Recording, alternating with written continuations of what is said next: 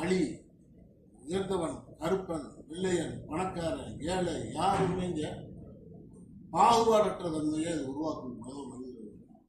நாம் இப்பொழுது ஒன்று சேர்ந்து அதை வளம் வருகின்ற பொழுது, ஆனால் வளம் என்று தமிழே சொல்கிறோம், ஆனால் இடம்தான் சுற்றுகிறோம், இடதுபுறமாகத்தான் சுற்றி வருகிறோம். அது ஏன் என்றால் இப்ராஹிம் அவர்கள் சுற்றியதனுடைய நினைவாகத்தான் நமக்கு வலியுறுத்தப்பட்டிருக்கிறது. இந்த உம்ரா என்பது என்ன என்றால், அதிகப்படியான சிரமம் இல்லாமல் குறைந்த நாளில் எல்லா நாட்களும் வந்து சென்று கொண்டிருக்கிறார்கள். அதனால் நமக்கு இந்த ஒரு வாக்கியம் நமக்கு கிடைத்திருக்கிறது. அல்லாஹ் நமக்கு அதை வழங்கியிருக்கிறார்.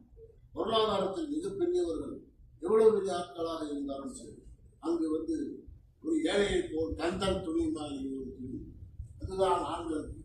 பெண்களுக்கு மேலாடை எப்பொழுதும் போல போட்டுக்கொண்டு அவர்கள் இல்லாமல் அணிந்து கொள்கிறார்கள். இந்த கந்தல் துணி தான் நமக்கு